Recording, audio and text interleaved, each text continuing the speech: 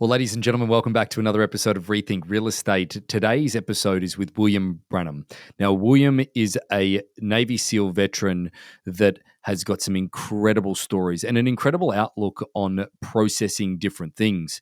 His story is a 26-year veteran of the military itself and going on secret missions that only were approved by the President of the United States, and also honing his leadership skills through the SEAL team. The story that we talk about today is some of the things that he's done since leaving the military and how he had to refocus his purpose, refocus his positive self-talk. He recently went and did a 25-hour hike through one end to the other end of the Grand Canyon, which he speaks about as well. He speaks about an acronym which is NAKED. And he talks about that philosophy of getting naked. I'll let you listen in to figure it out. But William also is the CEO and founder of Naked Warrior Recovery, which then is a sponsor for lots of charities to do with veterans. This is a great episode and really focuses in on the mindset. He really does cut the shit and get right to the point. Hope you enjoy. Welcome to Rethink Real Estate. My name is Ben Brady, and this is a real estate podcast aimed to deliver sales strategies, marketing tips, and business insights from industry experts and myself to build a listing-focused business for the future. Let's get into it. So, William, welcome to Rethink Real Estate. It's a pleasure to have you on. Yes, sir. Thanks for having me here. I'm stoked to be here. So, you just told me you've done over 400 podcasts. So, yeah, it's true. Favorite podcast so far? What would you say if the audience was listening, and I can link it in the bio? What would be one of your favorite? You know, funny enough, it's and I forgot the name of it, but it's a guy in Australia who connected me, who is really the catalyst to how we met. And I'm blanking on his name, but he asked Michael. me. Is it Michael Sheargold?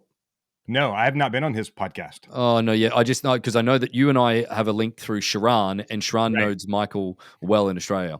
So I was actually connected to you guys through James Whitaker, who was also a great podcast that I was on. Fantastic. But the guy that connected me to James, and his name is blanking.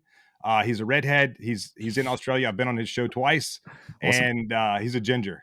We'll find it and we'll link it in the show notes after. He's a ginger. Is that a genetic mistake at that point? A ginger?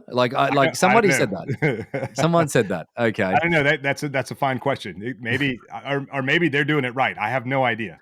Could be indeed. But hey, look, it's a pleasure to have you here today. But I've got a question for you in the beginning because I'm trying to, you've given me the test to come up with tough questions. So, at the end of the day, you do you've done some scary shit. And the thing that I wanted to ask you straight off the bat was, what are you scared of? I'm scared of lots of things. Let me tell you something. I found a new level of fear last week. I went and hiked the Grand Canyon, so rim to rim to rim. So started on the south rim, hiked to the north rim, turn around and hike back to the south rim. And it was much harder than I anticipated, like significantly harder than I anticipated.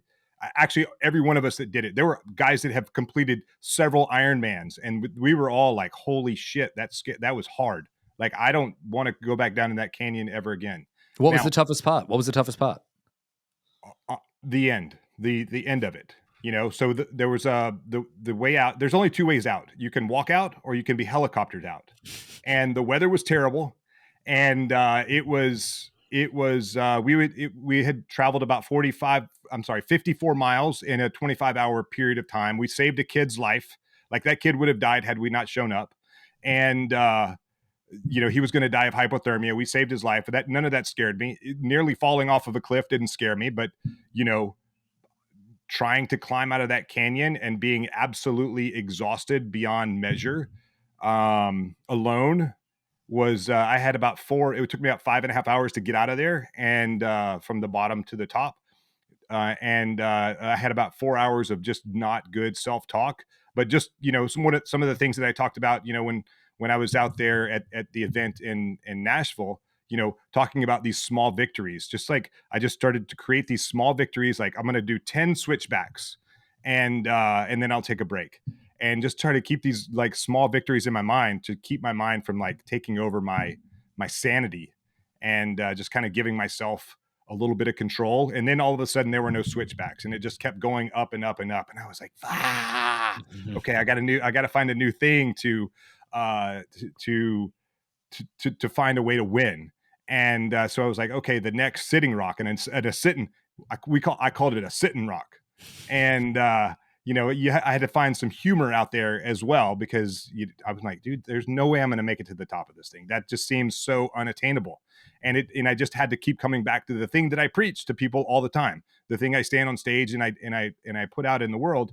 And it had to be, I had to drink my own medicine. I had to create small victories 100% of the way. Eventually got caught up to, about half of the rest of the group and finished ahead of people. But there was about 4 hours where I was like, it nearly broke me. But it didn't. So what's a switchback? What are we talking about? So a switchback is when you're going up in elevation, and rather than going straight up, you've seen roads where they go this way and they're up, and they turn and they go back the other way, and they turn and they go back the other way like that. That's a switchback. Right. So this was just following the path. Correct. Oh, right. And, okay. I know that when it's doing a switchback, I know that I'm going up in elevation. But I know if I'm just kind of going straight with like a gradual incline, it's not as much elevation gain. And I'm trying to get the hell out of this canyon.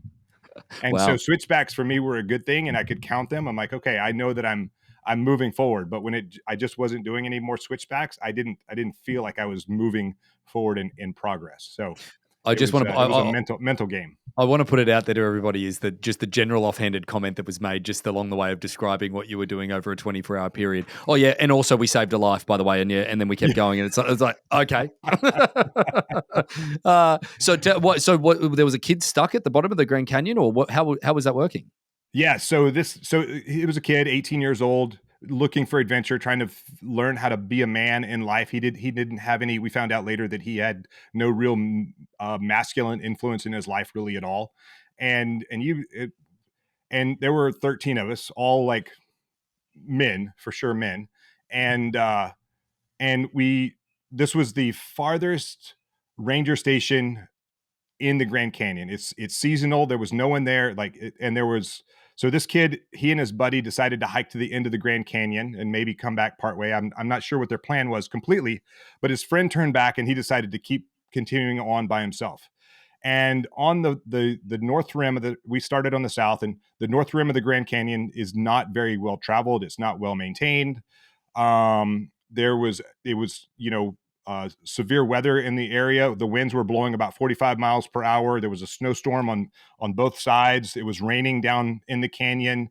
There was snow melt. There was tons of waterfalls on the north rim. And this kid decided he was on his own, and he decided he was just going to try to go to the north rim. Well, by the way, there's 8 feet of snow on the other side that we found when we got over there. And at some point, he decided to turn around and come back. He didn't have the proper equipment to handle anything above 6,000 feet where the snow started and ice and things like that. So he decided to come back. He's completely soaking wet. And I think he probably got to that ranger station around midnight or so. He stripped off of his wet clothes. And when we found him about 8 o'clock in the morning, he was like hypothermic. He was for sure not doing well. Fortunately, we rolled in there. And, we had guys with, that brought some camping stoves. We were going to have hot chocolate and have a little celebration, on the other end. And we just went to work and wrapped the guy up and gave him warm clothes and a warm jacket. And it was so cold over there. We finally got the ranger station open. We found the hidden key. We called the rangers, and they're like, yeah, okay. Well, when he's good enough to walk out, then we'll come and rescue him. Well, at that point, it's pretty much too late. So we had 2 guys that couldn't continue on to the north rim. And so we let them rest there with that kid and gave him food and warm drink and got him warmed up. And then and then when we got back from the north rim, there was another group there. And it was interesting. There was a guide that had another group, and we were like, hey man, can you help take care of this kid and get him back to civilization? And he was like, nope, not my problem. And yeah, what about humanity over here? He's like, it's not my problem. I've got my group over here. He's not my business. So it was really incredible to watch.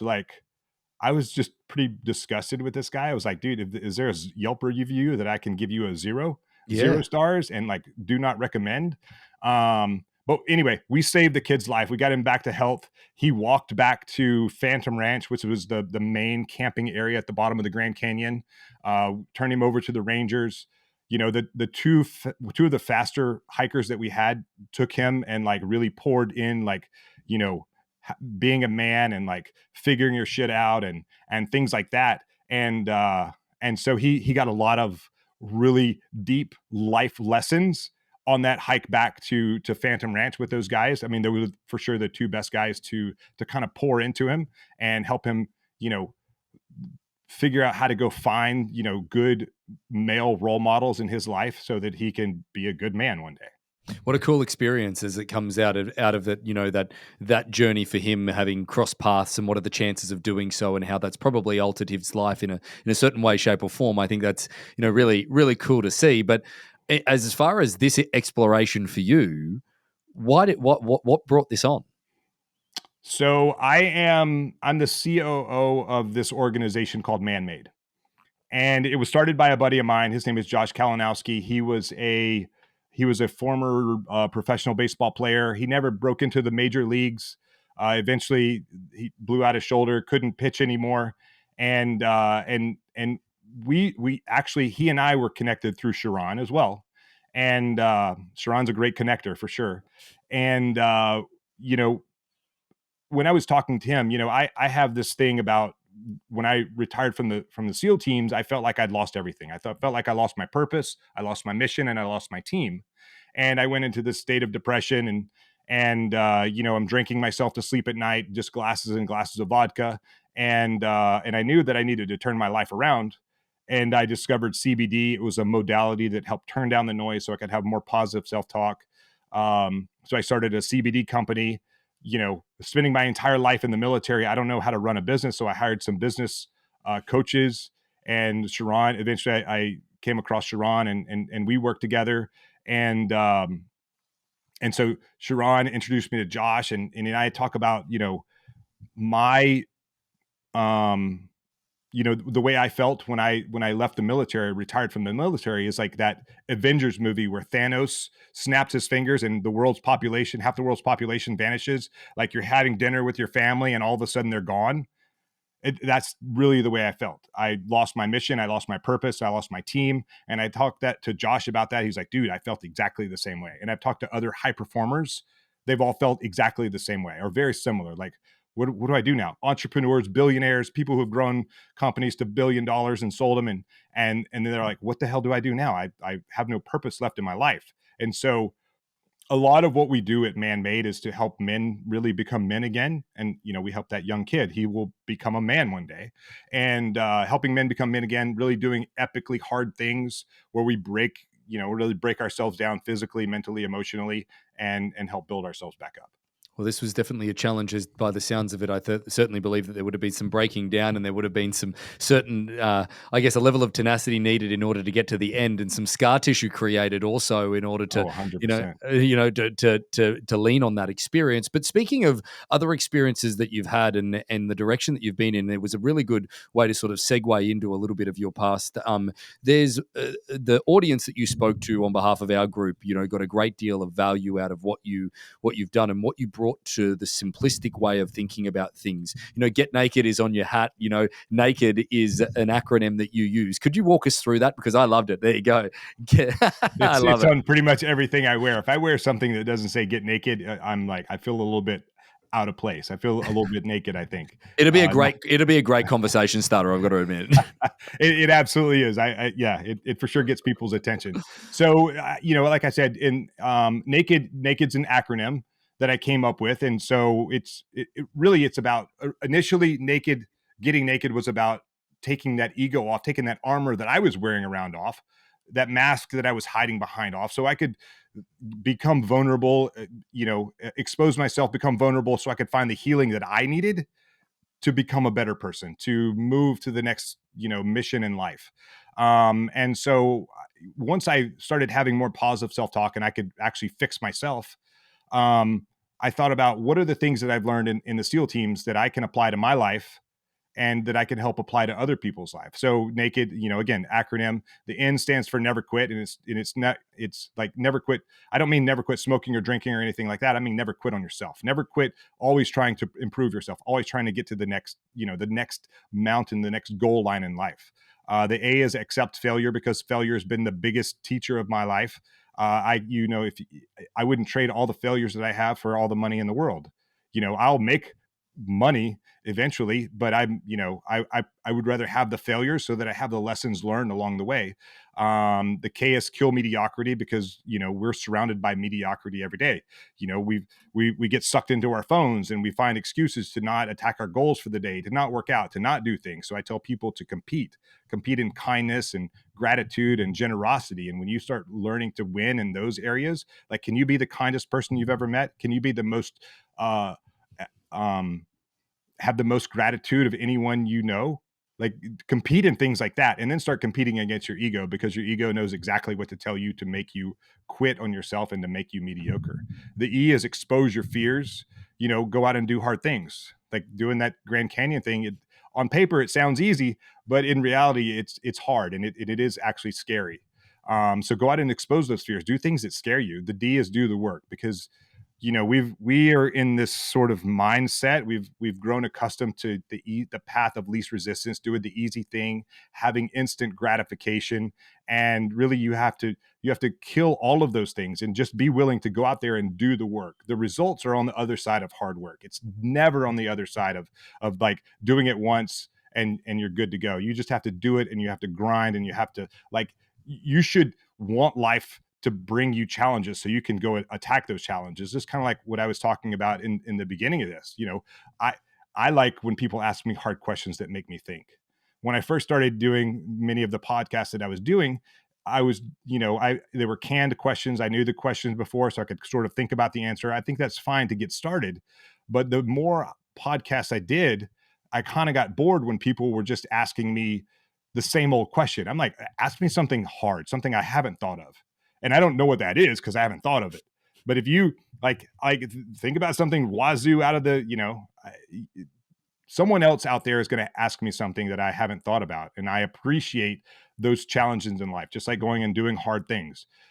Go out and build your business. Go out and, like, you should be grateful that I think that, in your industry, you should be grateful that the industry is getting hard, because there's a lot of people out there that are like, oh, it's just free money. I fog a mirror and money flows into my bank account. I haven't really done anything. I don't know anything about the market. So this is a great opportunity for the people in your industry, in the real estate industry, to go out there and hone their skills and learn resiliency and be okay with no, and learn how to sell and learn how to be the best fucking real estate agent in the world. Absolutely. That's Absolutely. my personal opinion. Well, again, I think that acronym NAKED has made it easy for you to remember, because there's certainly, as I said to people when I learn it, is that it's hard to forget. That's for sure. But I think that the other part of this that I wanted to sort of go back on and circle back on, I've got a couple questions that I want to ask. But the one thing that you alluded to before we got into the NAKED element is that you had to fix your mind and the positive talk. Let's talk about that process, because at the moment there's a lot of negative talk within real estate with the market change, and just there's a lot of negative talk in the ups and downs of real estate in general. But then anything that anyone ever does, that little voice inside. So how did you fix that? Because if it was bad in the beginning, trying to get your mental set right is so difficult. Like I said, in that Grand Canyon hike on the way out, it was 5.5 hours from the bottom to the top. It was 25 and a half hours long. And I had 4 hours of negative self-talk. I was like, I had a huge pity party, and I'm not one to do that. I'm in pretty good shape. I embrace doing hard things. And I for sure had hard, like, I was feeling sorry for myself a lot. And it wasn't until I got closer to the end, but I didn't quit. I for sure was like, dude, all I want to do is like sit down and take a nap. I'm tired.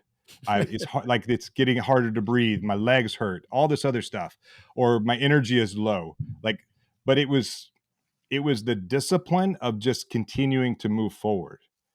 Sometimes it's not, you don't. So at the end of that event, the next day we had a guy that wrote I forgot his name. I wish I could remember it. off the top right real quickly, but he wrote The Comfort Crisis. Okay. And, he said something in that presentation that he gave us. And he said, he said, fatigue is an emotion. And I was like, wow, that's interesting. Like, motivation is an emotion. When you're motivated, you feel good, you're ready to go, and you have lots of energy. Fatigue is exactly the same way. Yes, you may be physically tired, but you can go a lot further than you think you can. I've learned that over and over and over in my life. You can just go so much further than you believe that you can when you're just tired and you're exhausted. That fatigue, just keep going. Fuck it, man. You don't, even though you don't feel like it, just get up in the morning, put your big boy pants on, and go to work. Yeah. And go do stuff. And like I said, I had moments, like I had a good long stretch when I retired from the military where I had those pity party moments where I just didn't feel like doing any work. I mean, some of it was I was hungover from the night before because I couldn't turn this shit down in my head. Once I started getting control of that, I started waking up in the morning and getting after it. But I had to recognize that I had a problem. It's like whatever, being an alcoholic. The first thing you have to do is recognize that you're an alcoholic. William, how did you recognize that?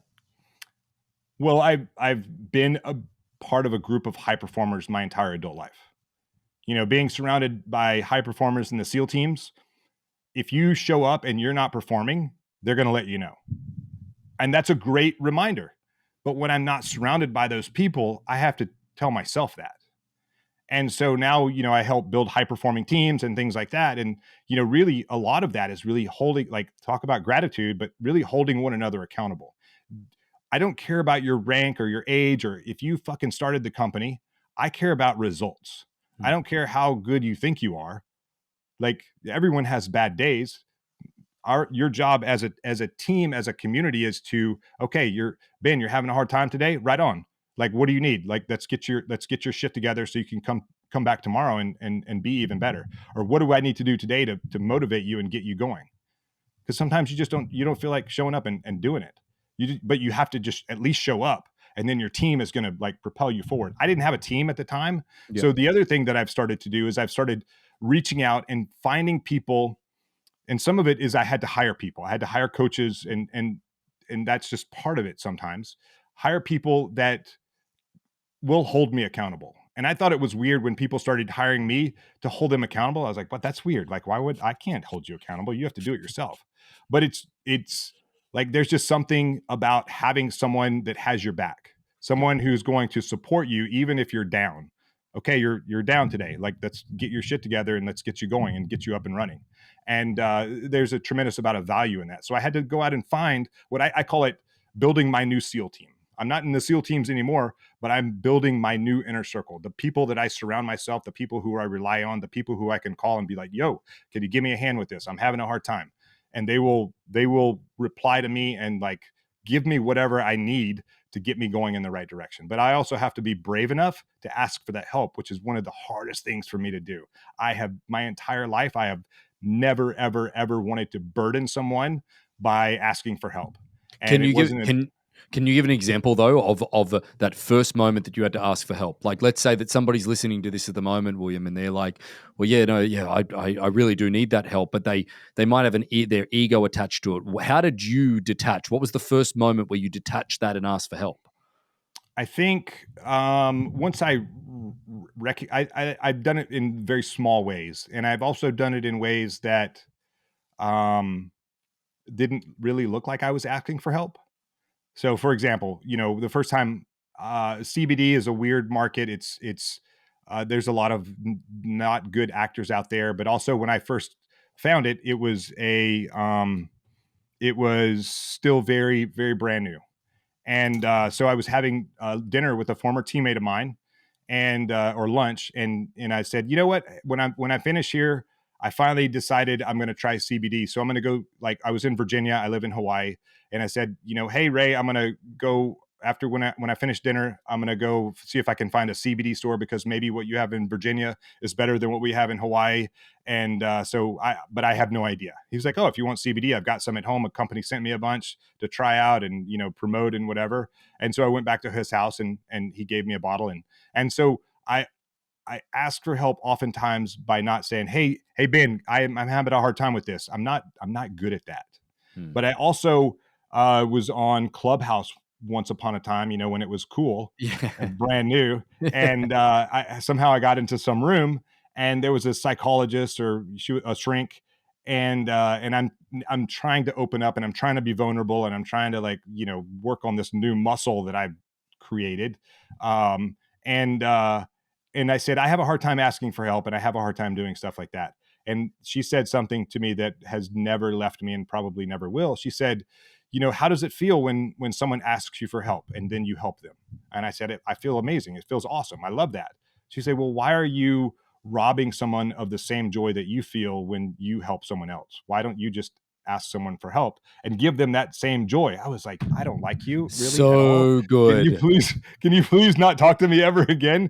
But it Yeah. was like, it's ingrained in me now. I'm like, it's still hard to ask for help. It still takes a tremendous amount of courage. And there were many men on this, on this event that we just did, that they were like, yeah, I hate asking for help, but it's something that I'm going to work on. What do you think's one of the biggest things that is the challenge for the next few generations coming up? I think that there's an element of here that there's a saying is that hard times build hard men, soft times build soft men. And I Yeah. feel like we're coming into a little bit more hard of recent. There's a little bit more going on in society, but at the end of the day, is that what do you feel is the biggest roadblock to the next couple of generations coming through? I think entitlement. I think there's this huge push for entitlement. Everyone should be entitled to everything. I fucking hate that word, and I apologize if I swear a little bit. I get a little carried away, I love but it. I hate that word. I think it should be banned from the world. Entitlement. Um, we the world is easier than it has ever been.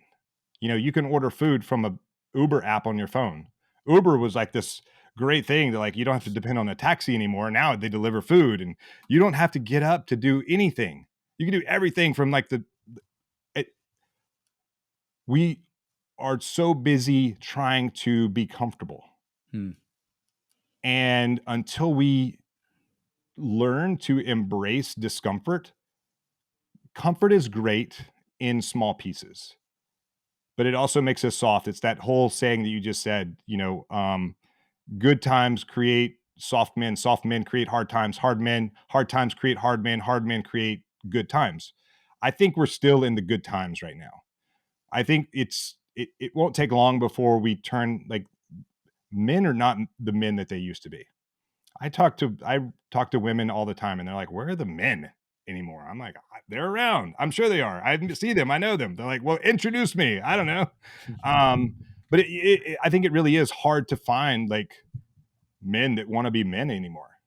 And I think that's really a really big piece of it. And Leadership. society is like, oh, like, it's you know, what fucking pronoun are you today? I don't have a problem with how you live your life. Don't try to impart your opinion on me. Yeah, yeah, no, that's true. I have to applaud people that bring children up at the moment. I have godchildren. I don't have any kids myself, but realistically, I think that that's a battle that I would not like to go into, because I'd feel very ill-equipped in order to handle it. That's for sure. But I guess that the part of this that I'm interested in, your point of view on, is that comfort is something like, I think that you mentioned a book of a gentleman that you were hiking with, is The Comfort Crisis. Comfort seems to be, like you said, something that we're all striving towards in order to be as comfortable as possible at all times. How do you need to check yourself on a daily basis to make sure that there is a level of uncomfort? Like, again, I know that it's this philosophy that is out there at the moment, and I don't buy into the shit that is out there from an entrepreneurial attitude. Grind, grind, grind. You've got to keep grinding. Just grind, grind. And it's sort of like, oh, fucking stop it. Just shut up. Right. But there's got to be a level of self-awareness that you're just looking for comfort, how do you keep yourself in check? I do hard things. I work out. I mean, if you can just do something like that, just go work out. It's uncomfortable. Hmm. I know guys that will take an ice bath every day and they're like, you know what? I do this because I know that my competition isn't. I don't like cold water. So maybe I spent a good part of my life in cold water. I'm like, I'm good. I don't need that anymore. I'll I've do had, other things. I've had enough. I mean, I'll do it on occasion just to kind of like to do it. When there's opportunity, I'm not going out of my way, but we're a group setting and we're doing it. I'll for sure get in there and I'll stay in longer than anyone else just because. But it's also like telling myself, like, you can do this, you got this, you're doing something hard. And, it's just creating these small victories in your life. Just keep moving forward. Many times when we hit a brick wall, we just sort of like quit, we give up and we don't continue moving forward. Um, but we have to move forward. If you stop moving, you die. The end. Like if you just think about it in terms of like two bodies of water, you have one body of water that's still and stagnant, and another body of water that's flowing, a stream, and they're right next to one another. Which one are you likely to drink out of? You're going to drink out of the one that's flowing. You're not going to drink out of the stagnant water because you will die because it's got parasites and probably dead animals and whatever in there. You're going to drink from something that's moving. So you have to just always move forward in life. Even though you, like a river, it'll hit an obstacle and it'll just find a way around the obstacle. That's what we should be doing. We should just take our those examples from nature and apply those to our own life. Do you have a routine, a daily routine, habits that keep you checked? Somewhat. It starts the night before generally. I prepare the next day, the night before. I write down, the three things that I need to get done today or tomorrow. I know that before I like stop doing work for the day. And I'll work more than other people and less than other people, more than some and less than others. But I know what I need to get done the next day. And so so I don't have like mental fatigue, the decision making fatigue the next morning. I can get sucked into my phone and like, oh, this is a fire, this is an emergency. If it doesn't have something to do with those top three things, I'm probably not going to address it right away. So I do that the night before. I lay clothes out and things like that. It's very kind of mundane, but it's the little things that drive us to success. And then I go to bed 9:30. I'm not much of a party animal because I have a bigger goal in life. I'm not looking for that instant gratification. A bigger goal in life. And then I get up around 5:30, 6 o'clock, have breakfast. No, I don't have breakfast. I have coffee, drink, a big thing of water, about 20 ounces of water. And I generally go for a walk or a run just to get some kind of movement in for the day. It doesn't have to be hard, just to go out for a walk, 20, 30 minutes walk. And, I mean, I live right near the beach, so I'll either climb this hillside that's back behind my house, or I'll walk down to the beach and do a mile run on the beach, and then walk home. And then I'm home in time for my daughter to go to school, and then kind of spend a little time with her, and then 8 a.m. I'm generally on some sort of call or executing some kind of work. So, question for you in the sense of what you do on a daily basis now versus back in the SEAL days. If you had a choice to go back to do what you're doing now or to go back to the SEALs, what would you choose? That's a hard one. That's really hard. I think I would be doing what I'm doing now. Why? I would be doing more of what I'm doing now because it's uncomfortable. I mean, Mm. what I did in the SEAL teams was hard and it was uncomfortable, but it was, I knew what I was going to do every day. But it was spoon fed to me. Mm. Here, I have to figure it out. I have to like, what's the right next thing? What's the right next thing that I need to attack today in the entrepreneurial world? Now, if I was like sitting behind a desk doing a 9 to 5 sort of cubicle job, I would be back in the SEAL teams right now. But the impact that I get to have on people's lives through coaching and like all the things that I do now are all things that I said I would never do ever in my life. I would never be in sales. I have a CBD company I sell. I would like this weird coaching thing. What the hell is that? You know, I had several coaches ask me like, why are you not coaching? I'm like, what do I know about coaching? What do I know about any of that? So I resisted that a lot. And then I started doing it for free. And then I worked for a company where it was like a paid internship. I call it a paid internship. People were paying like a shit ton of money and I was getting like pennies on the dollar, but I was like, whatever, I don't care. I'll just like, I'm learning and I'm getting paid to learn and I'm getting paid to help people. And, you know, I found out that I'm pretty good at that. You know, listening, I for sure should have a degree in psychology because a lot of it, like at least 30% of it is like really psychology. Just listening to people's problems and like just looking at it from a different perspective and then giving them that answer or helping them reframe it so that they have a different perspective of what they're looking at or the troubles that they're having in their life. You know, business, things like that. And speaking on stage, never. I was like, I would never be one of the what do I don't have a message. Apparently I do. It's a good message. Just the endorsement that I can give. That I thought it was fantastic, man. I appreciate it. Thank you. Yeah, so I would, I was very heartbroken when I retired from the SEAL teams, but I wouldn't change it for almost anything to do the things that I do now. So now, what you're doing now, you're the CEO of, excuse me, it is Naked Warrior Recovery. So that's your CBD company. What has the challenge been getting into that leadership position? Because leadership obviously is something that there's no doubt that there was an element of leadership that was taught or that was inherently taught through what you were doing from the SEALs perspective. But bringing that into the business world and then making that full transition into the company side of things, how's that journey been so far? And why did you start it, so to speak? Well, so it was easy being the CEO of Naked Warrior Recovery because I started it from, you know, from the ground up. And it was interesting. You know, I took CBD. It had a positive impact on my life. You know, I like to say that water boils at 212 degrees. I was probably living my life at 210 degrees. I didn't even know it. It didn't take much to hit that boiling point. And so I took CBD that my buddy gave me, and I went from like 210 to 205 to 200 to 195, 190. Maybe my fuse just got longer. And I didn't notice it. I didn't notice those things happening until I stopped taking CBD. And then once I realized what was happening and many of the pains in my body just became less bad. They're still there. They just hurt less. So much more tolerable. And then I stopped taking it because I ran out and I started getting closer to that boiling point again. And I was like, oh, maybe it was CBD. I tried a different brand. I had similar results. And so I was at a business conference before I actually found a coach. And I met a girl that was in the CBD industry. She was putting CBD into kinesiology tape, you know, like rock tape, and Yep, like yep. you see athletes with on their shoulders and knees and stuff.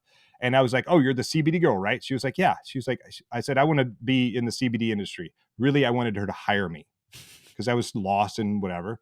And she was like, "Oh, do you want to do A to B, B to B, or B to C?" And I was like, "I want to do CBD." And so I don't know if you heard me right. I was CBD. And so she was like, "Well, why don't you just start your own CBD company?" And I said, "I don't know how to do that." And she leaned in and she said, "You are a Navy SEAL. You can figure it out." So I asked her politely for my man card back and put that in my pocket, not to give that thing up ever again. And I went out and researched and found CBD, and you know, many of the leadership coaching gurus out there in the world, they say find something that's bigger than like you just want to make money. And so I looked at the statistic of veterans. I'm a veteran. There's a statistic of veterans.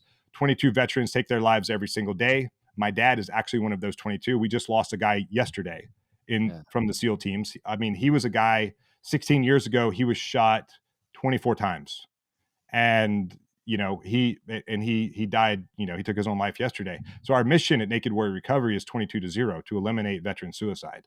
And so that was, you know, stepping into that is it's super scary. Like let's try to impact the world and change the world and make the world a better place. And through that, like the leadership and the coaching and the other things that I do now are, you know, again, I didn't know how to like run a business or market a business. And, you know, I've been on over 400 podcasts. And part of that is because I can't run ads for CBD. Social media considers it to be an illicit substance, blah, blah, whatever.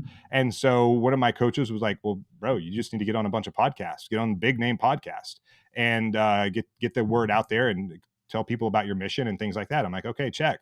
And so through that repetition, and through coaching, I developed, the get naked mindset.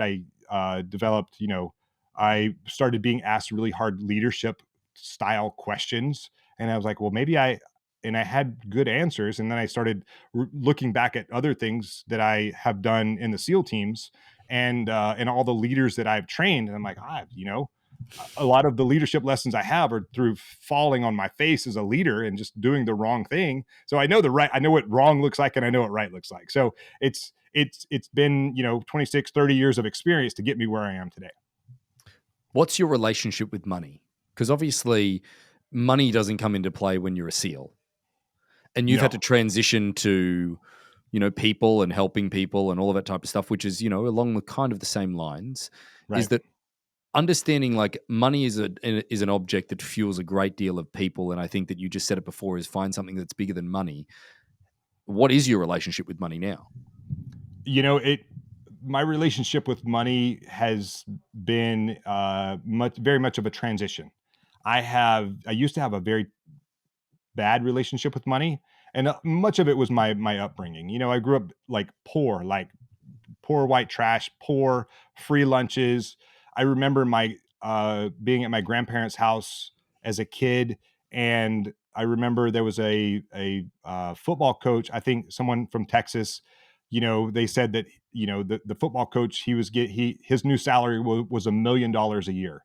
And I remember my grandmother saying, that is a sin. No one should have that kind of money. And so that was sort of and $1 million back then is very different from $1 million today. $1 million today is like, okay, that's nice. But it's been ingrained in me. Like money is bad and whatever. Money is a tool the way I look at it now. I still fall back on like bad habits of money, I guess. I don't know if that's the right word, but I'm continuing to have to remind myself that money is a tool. You should make a shit ton of it and be able to help as many people as you can with that money.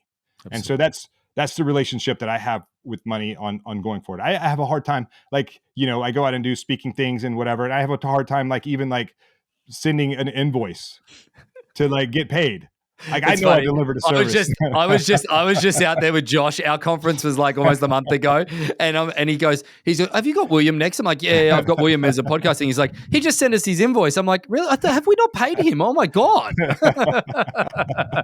But I guess that I think that probably speaks to the greater purpose of what you're doing. The thing that I think I want to talk about greater purpose. You mentioned something before that is something that I continually hear.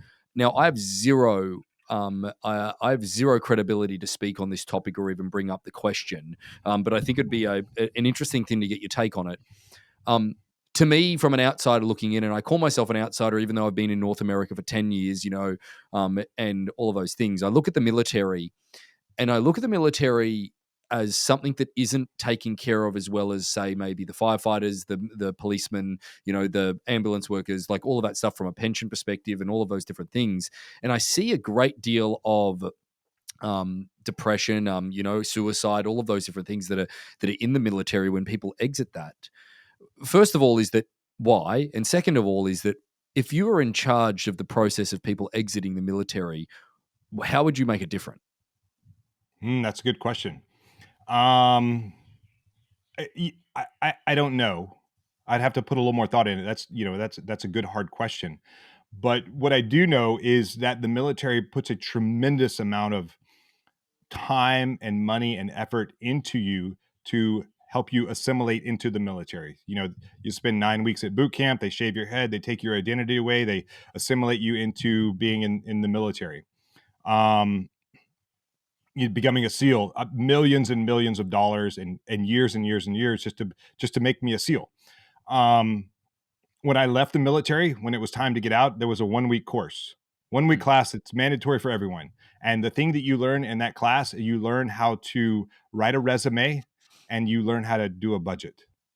And I'm like, I need neither one of those. Neither one of those are maybe if you taught me how to do a P&L, or something along those lines. That would be useful. Um, or how to market or something like that. That would be fantastic, depending on what I wanted to do when I got out. But I think we don't prepare our service members in any way, shape, or form on how to get out. Like, make a plan for getting out of the military. What are you going to do? Think about what you're going to do or what you want to do. What you do when you first get out probably won't be what you end up doing, but at least have a plan, because a plan is something to navigate, to deviate from. It at least gives you a north star to at least start walking towards. And so once you have that plan, so this is kind of the way I think about it. I call it 5 SEAL secrets of life transitions, because we all go through life transitions no matter what it is. And so it doesn't matter if you're getting married or divorced, or you have a baby, or you global pandemic, or there's a death in the family, whatever. There should be a plan for almost everything that happens in your life. So first of all, you create a plan. You have an idea of what could go right, what could go wrong, and then you brief the plan. You talk about, maybe you want to change careers. Maybe I want to become a real estate agent. Well, there's a bunch of things you need to do to become a real estate. You need to get your license. You need to find, the area that you want to work in. You need to do all these other things, and you want to be successful. So let's talk to other people that can poke holes in your plan. Okay, check. Let's do that. Now go execute. Now go do a practice of your plan. Go, like, talk to people who have done it before and walk through. Like, learn how to do it. Talk about the transitions. Talk about the highs, the lows, the things that you're going to have to do. Like, learn about mortgages, because really that's a big part of selling homes and buying homes, is and understanding, like, the mortgage piece of it. And then go execute.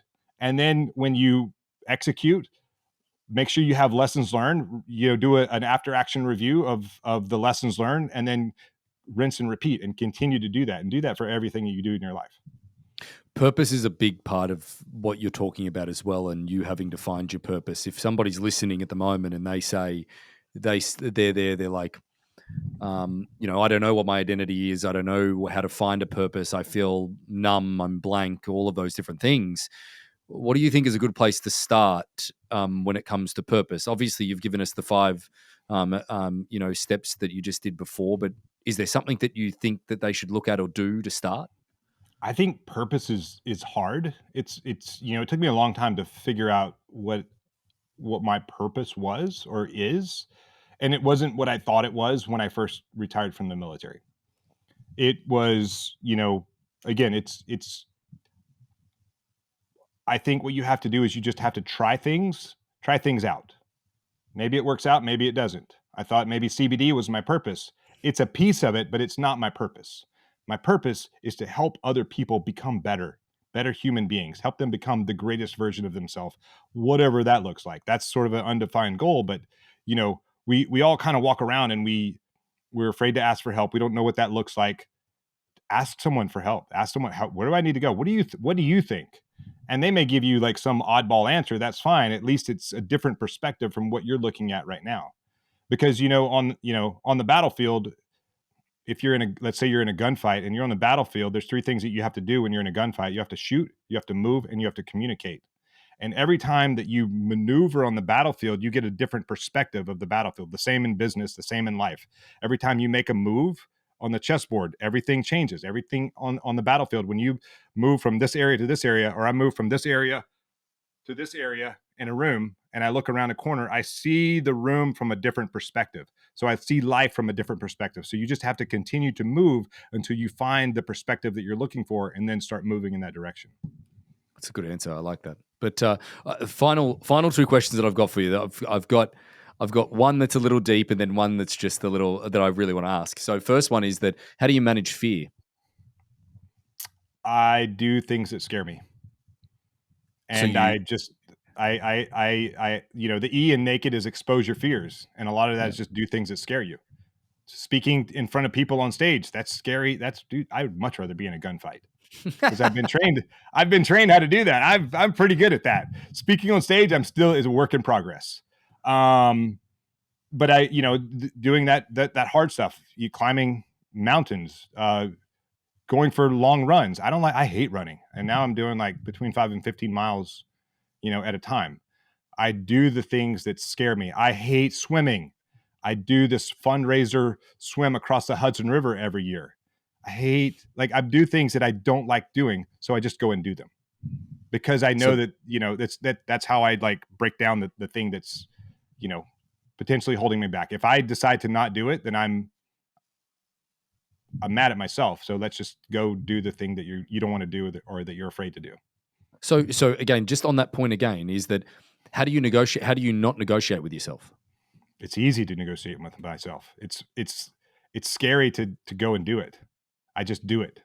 I try not to, don't think about it. If you think about it, you're not going to do it. If you can, like, for example, like I researched running shoes for like a month and a half before I actually started training for this thing. Like, shut the fuck up and go run. That's what you need to do. No one cares what shoes you have on your feet. Have you seen the TikTok? Sorry, this is a whole different. Have you seen the TikTok? It's a dude that like someone's saying something. He walks in, he's got this big long hair and he's wearing a mug. And he's like, just go to the fucking gym. What are you doing looking at this? Go to the fucking gym. I think it's hilarious. That's exactly the same thing. Final question for you, William, because you've been more than generous with your time today. And I think that there's been a great deal of value here today, is that what's the coolest thing that you've ever done as a SEAL?